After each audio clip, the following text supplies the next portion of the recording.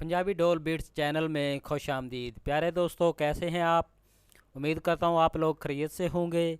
प्यारे दोस्तों, अगर आप हमारे चैनल पे नए हैं तो जल्दी जल्दी हमारे चैनल को सब्सक्राइब कर लें और साथ ही साथ इस बेल के आइकॉन पर क्लिक करके नोटिफिकेशन को ऑन कर लें ताकि हमारी नई आने वाली वीडियोस आपके पास जल्द अज जल्द पहुंच सके।